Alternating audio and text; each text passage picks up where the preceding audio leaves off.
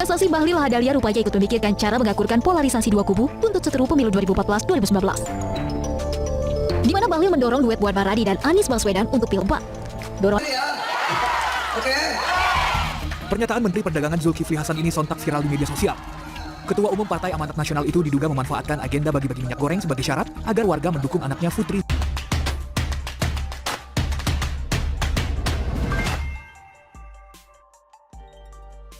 Bahlil dan Zulhas hanya bikin ribet kabinet Jokowi, ditulis oleh Eko Wibowo dari siwar.com. Bahlil Lahadalia SE adalah pengusaha Indonesia yang menjabat Menteri Investasi Indonesia, merangkap Kepala Badan Koordinasi Penanaman Modal di Kabinet Indonesia Maju Jilid 2. Sementara Zulkifli Hasan, Ketum Partai Amanat Nasional atau PAN, adalah Menteri Perdagangan per 15 Juni 2022 lalu dalam kabinet yang sama. Seperti diketahui, Zulkifli Hasan membagikan minyak goreng murah seraya diduga sekaligus mengkampanyekan putrinya. Sementara Bahlil baru-baru ini menyatakan bahwa duet Puan Anies akan bisa memenangi Pilpres hanya dengan satu putaran. Bahkan Bahlil beberapa waktu juga menyampaikan bahwa ada aspirasi dari para pengusaha untuk Jokowi 3 periode. Haduh, Pak Menteri, sempat-sempatnya ya. Iya, sempat-sempatnya berkomentar dan mengurusi hal yang bukan menjadi tugasnya. Sedang kurang kerjaan? Atau senumpuk masalah yang menjadi job desk Anda sudah terselesaikan semua? Begitu? Pak Zul, kalau memang mau membantu anak, kan ada emaknya. Atau biar lebih terhormat, suruh anak Anda sendiri yang bersusah payah mencari suara. Ribet amat sih jadi Zulkifli Hasan ini. Emangnya sudah beres itu harga minyak goreng? Sudah beres itu harga buah kelapa sawit? Sudah siap menghadapi kemungkinan harga pangan yang akan naik? Sudah siap dengan stok-stoknya? Sudah selesai itu mafia pangan? Pekerjaan sebagai Menteri Perdagangan di saat prihatin seperti ini seharusnya tidak dibajak dengan urusan keluarga, dengan urusan bapak anak. Anda digaji dan diberi fasilitas oleh negara bukan untuk mengurus kampanye anak Anda. Kalau Pak Bahlil bagaimana? Pace. Bahlil ini juga agak kelewatan, offside. Ketika seorang menteri di bidang penanaman modal bicara tentang Jokowi 3 periode, tentu sesuatu yang tidak pada tempatnya. Walaupun mungkin pernyataannya tersebut seirama dengan koordinatornya di bidang investasi. Tapi pada fakta di masyarakat, gaung Jokowi 3 periode tidak lebih hanya malah menimbulkan kegaduhan. Dilalah, kersani ngalah, Bahlil mengulangi lagi. Walau dengan soal yang berbeda, yang terkini adalah tentang duet Puan Anies. Menurut Bahlil, pasangan tersebut akan dapat memenangi Pilpres hanya dalam satu putaran saja. Dalam kapasitas apa ya? Kok beliau ini rajin komen soal presiden-presidenan? Bahkan kalau tidak salah, beliau ditunjuk menjadi menteri dalam kapasitasnya sebagai seorang profesional. Bahlil bukan wakil partai. Sejauh ini juga belum diketahui langkah politiknya ke depan. Beliau fokus kepada realisasi dan mempermudah masuknya investasi ke Indonesia. Perhatikan betapa gregetannya sang pimpinan, Presiden Jokowi, melihat bagaimana susahnya mengurus perizinan.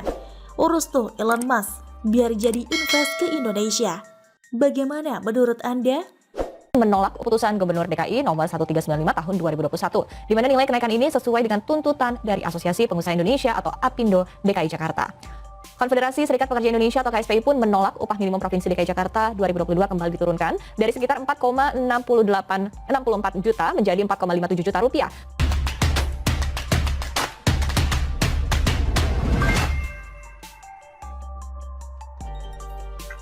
Anies kena hajar. Dihukum PT UN turunkan UMP DKI jadi 4,5 juta rupiah. Ditulis oleh Syardi dari siwar.com.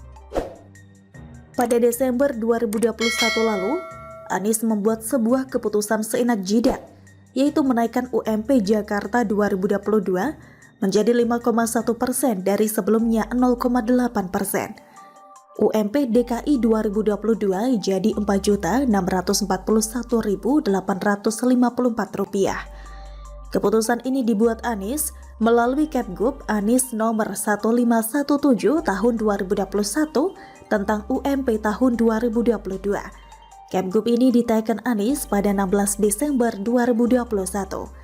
Disebutkan dalam Kemgub di mana pengusaha wajib menyusun dan menerapkan struktur dan skala upah di perusahaan dengan memperhatikan kemampuan perusahaan dan produktivitas sebagai pedoman upah bagi pekerja atau buruh dengan masa 1 tahun kerja atau lebih.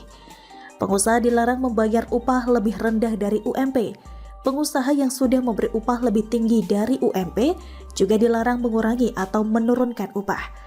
Alasan Anies menaikkan UMP adalah untuk menjunjung asas keadilan bagi pihak pekerja, perusahaan dan Pemprov DKI Jakarta. Sebagai gambaran, sebelum pandemi, rata-rata kenaikan UMP di DKI Jakarta selama 6 tahun terakhir adalah 8,6%.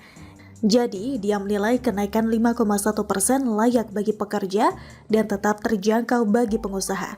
Ini adalah yang kesekian kalinya Anies melanggar aturan demi kepentingannya yang seenak jidat.